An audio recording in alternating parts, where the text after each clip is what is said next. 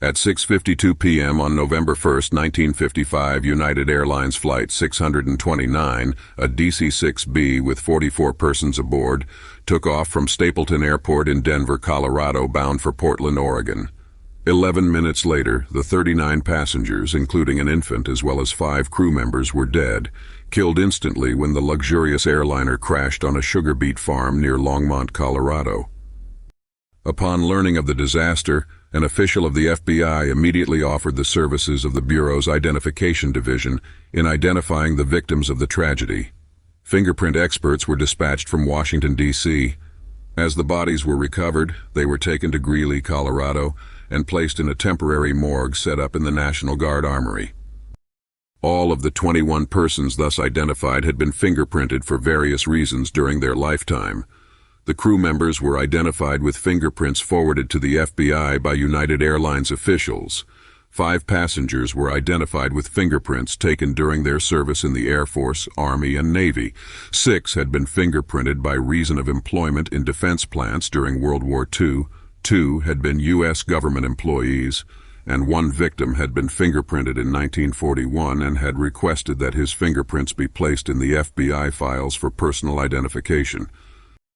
While the bodies of the crash victims were thus being identified on November 2nd and 3, agents of the Denver field office of the FBI were maintaining close liaison with personnel of United Airlines and the Civil Aeronautics Board, who were investigating the tragedy.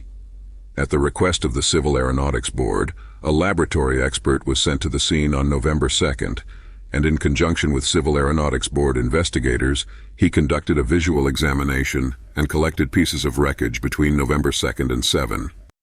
In this manner, it was learned that the tail section of the plane had been cleanly severed from the rest of the plane, as though cut with a knife, and had fallen with only minor damage at a point approximately 1½ miles from the place where the engines and nose section of the plane had also hit the ground in an almost whole condition. Wreckage from the middle section of the plane was widely scattered over and behind the intervening area between the tail and forward sections. During the period between November 2nd and November 7th, a minute and detailed examination of all parts of the wreckage was also made by engineers of United Airlines, the Douglas Aircraft Corporation, and other private manufacturing concerns, but no possible cause of an explosion due to malfunction of any part of the plane was located by the examiners. On November 7, 1955, the Chief of Investigations of the Civil Aeronautics Board officially stated that there were indications of sabotage. At the same time, he asked the FBI to institute an appropriate criminal investigation. An active investigation was undertaken by the FBI on November 8. Specific assignments were made for these agents to correlate information from eyewitnesses to the crash and employees handling the plane prior to the crash, to trace all cargo, mail, and baggage on the plane, to initiate and conduct background investigations of all passengers and crew members on the plane, and to supervise and conduct searches of the wreckage and recovered baggage or personal effects for possible evidence and investigative leads. Between November 2nd and November 5th, 1955, 4 teams of interviewers, each consisting of Civil Aeronautics Board and United Airlines officials or employees, had interviewed approximately 200 individual occupants of a 140-square-mile area surrounding the scene of the crash. Information furnished by 37 of these persons was considered of possible value and was reduced to signed statements.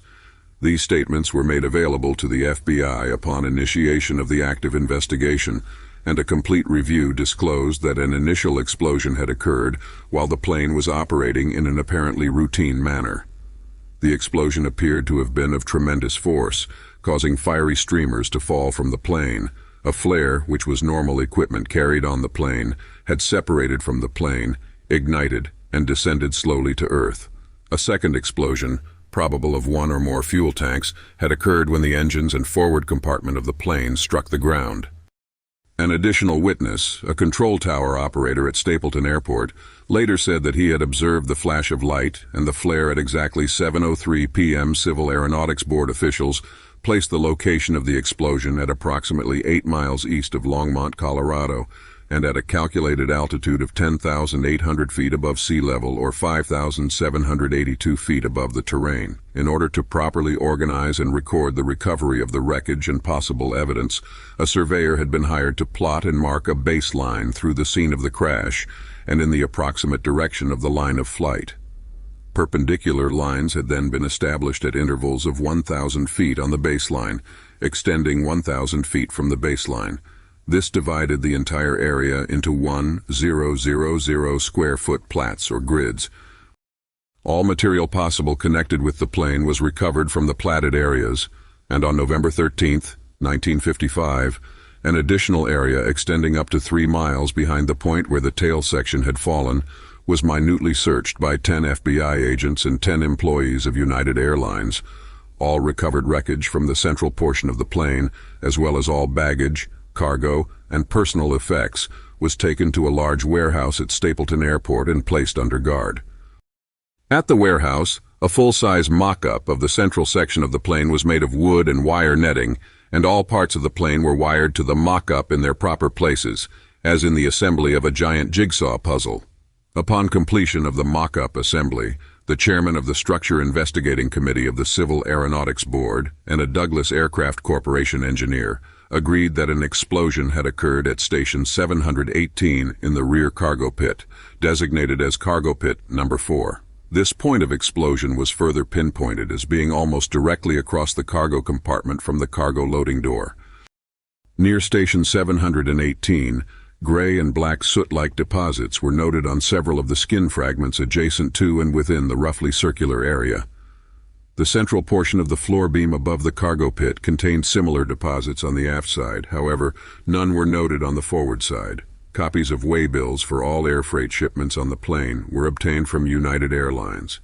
By checking these waybills against pieces of the shipments recovered, the contents, or a portion of the contents, of all such shipments were identified. Nothing of an explosive or particularly inflammable nature was determined to have been included in the air freight shipments on the plane.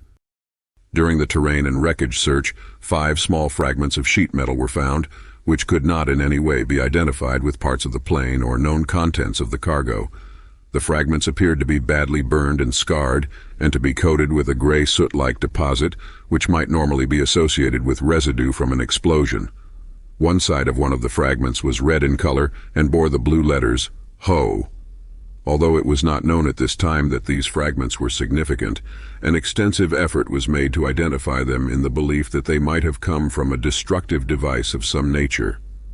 The fragment bearing the letters CHO was eventually identified as a portion of the metal side of a 6-volt battery of the type later determined to have been used as the detonating device of the bomb that had brought death to the 44 persons aboard the plane. An examination of fragments and pieces of wreckage recovered from the crash scene by the FBI laboratory revealed them to possess foreign deposits ranging in color from white to very dark gray.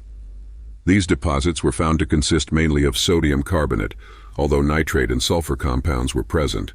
FBI laboratory technicians advised that available dynamite consist of nitroglycerin with varying amounts of sodium nitrate, sulfur, and other materials. The only solid residue to be expected from the explosion of available dynamite is a mixture of sodium carbonate, sodium nitrate, and sulfur-bearing compounds. The initial summary of this information indicating the probable use of dynamite was first furnished to the Denver field office by the FBI laboratory on November 13, 1955. As the investigation progressed, efforts were pursued to develop complete background data on each of the 44 individual victims, as well as any possible motive that anyone might have had for commission of homicide against them. Similar investigations were initiated on all persons who had originally held reservations for the flight, but had canceled them shortly before the flight, or failed to report for the flight at any of the stops made earlier. All offices conducting background investigations of the passengers were requested to obtain descriptions of the luggage they carried, as well as the probable contents of the luggage, in order that the material recovered could be identified with the individual victims. The purpose of requesting this information was so that by a process of elimination the owners of the luggage which was most severely damaged or coated with the foreign residue could be determined. A considerable quantity of personal effects of passenger victim Daisy E. King was recovered from the wreckage and closely examined by the agents. This material included a number of personal letters, newspaper clippings about her family, a personalized checkbook, $1,000 in traveler's checks, an address list, and 2 keys and a receipt for safety deposit boxes rented by Mrs. King. These articles revealed considerable information about the background of Mrs. King. One of the newspaper clippings reflected that her son, Jack Gilbert Graham, had been charged with forgery by the Denver County District Attorney and had been placed on the local most wanted list by that office in 1951. From the fact that most of these personal effects of Mrs. King were found on or near her body, it was apparent that she had been carrying them in her personal handbags at the time of the crash rather than in her luggage. Despite careful searching, practically none of the contents of Mrs. King's luggage was recovered, and only small bits of the suitcases believed to belong to her were found. Immediate effort to determine the identity of passengers on which large amounts of trip insurance had been obtained revealed that 6 passengers had a maximum of $62,500 of such insurance. 4 had $50,000. 2 had $37,500. 1 had $35,000. 2 had $12,500, and 2 had $6,250. Because of a holiday weekend, however, a complete check of all companies writing such insurance was not possible at once, and among policies located later were 3 on the life of Daisy E. King. During a thorough search of the home of Jack Gilbert Graham on November 13, 1955, a duplicate travel insurance policy on the life of his mother, Mrs. King, in the amount of $37,500 was found hidden in a small cedar chest in a bedroom of the Graham home.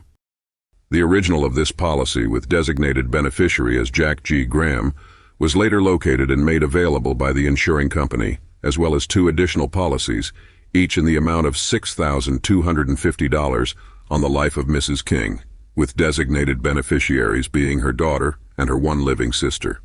During the investigation into the background of the passengers boarding the plane at Denver, particular emphasis was placed upon the background of Mrs. Daisy E. King and her relatives.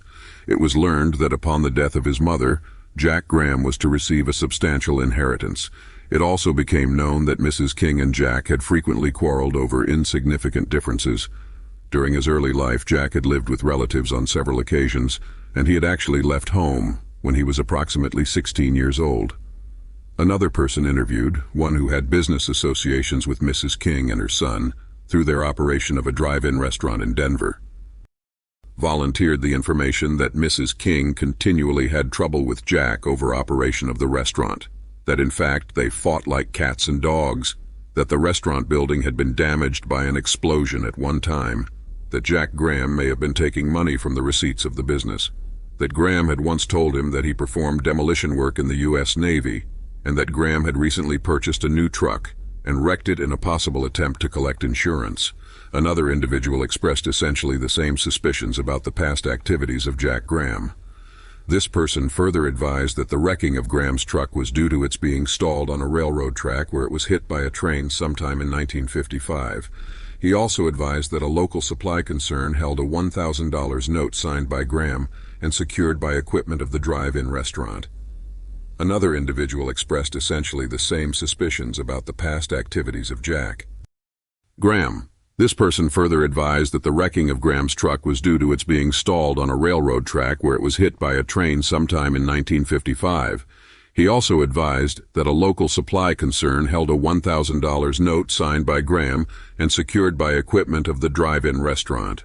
The whereabouts of Graham were unknown until his arrest on September 11, 1951 at Lubbock, Texas, on a charge of hauling whiskey in violation of Texas laws. He had served a sentence of 60 days in the county jail after conviction and had been released to the Denver County District Attorney's Office to face charges of forgery in connection with his check-passing activities. According to the records, the arrest of Graham had been effected only after he had run a roadblock manned by local officers and shots had been fired into his car by the officers. At that time, it was found that he also had a gun in his car.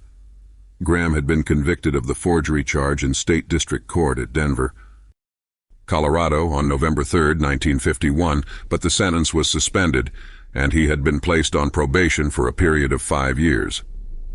The records reflected that cash restitution in the amount of $2,500 had been made at the time of the trial, and that under the terms of the probation granted, Graham was to make further restitution in the amount of $1,805.34 at the rate of $40 per month.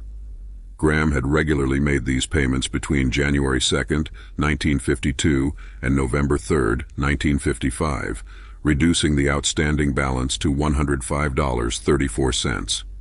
These records revealed that Jack Graham had served in the U.S. Coast Guard from April 1948 to January 1949, and that he had received an honorable discharge on the basis of minority. However, a notation made on the records reflected that he had been AWOL for a period of 63 days during his service. He was last stationed at the Coast Guard installation at Groton, Connecticut, holding the rank of motorman 3rd class at the time of his discharge.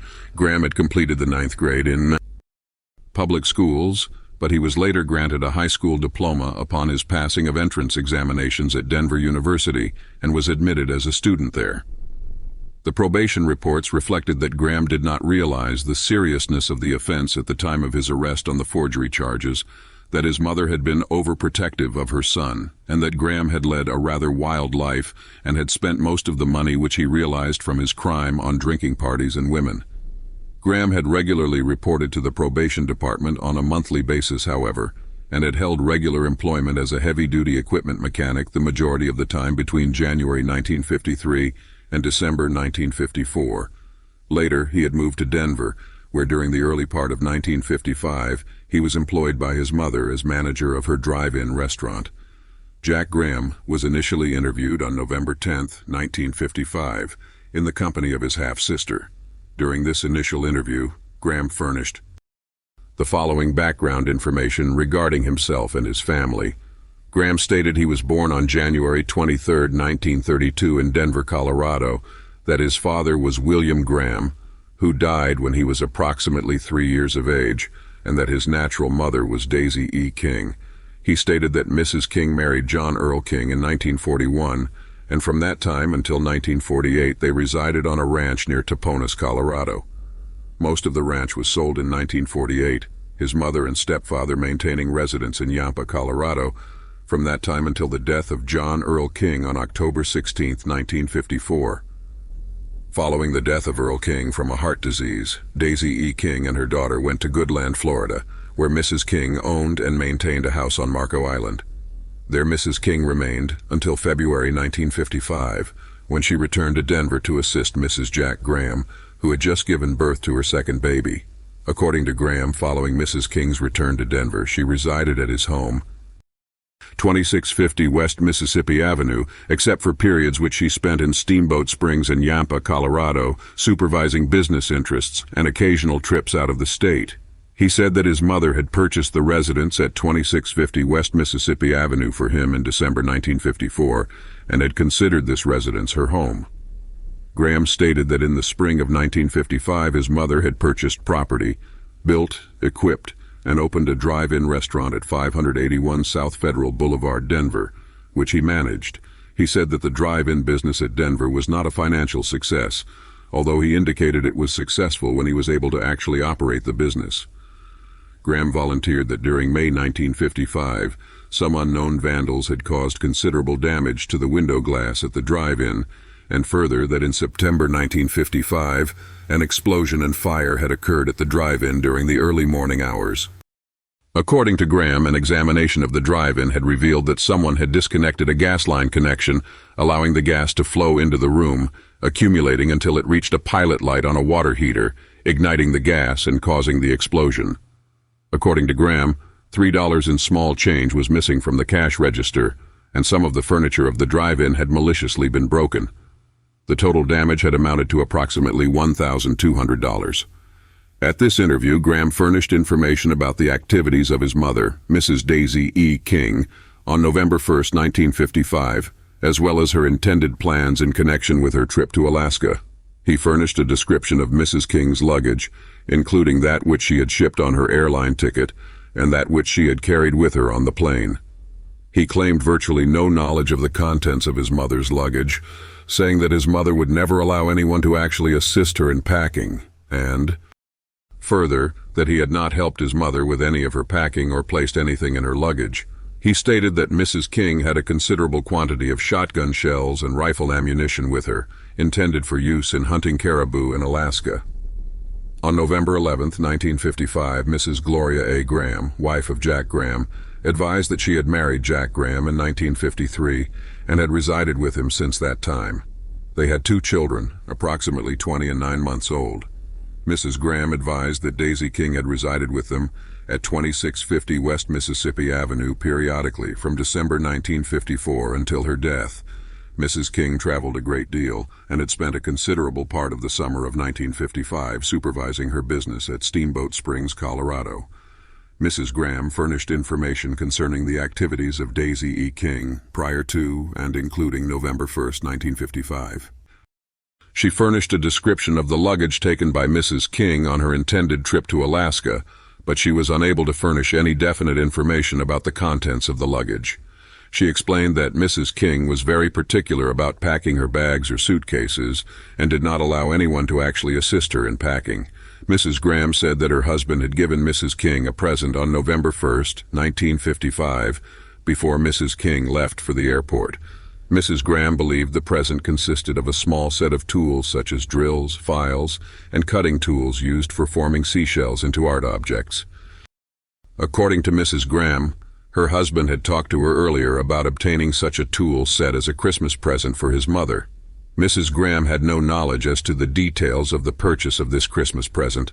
However, she recalled that during the day of November 1, 1955, Jack Graham had brought a package into the house and carried it to the basement where Mrs. King was packing her luggage.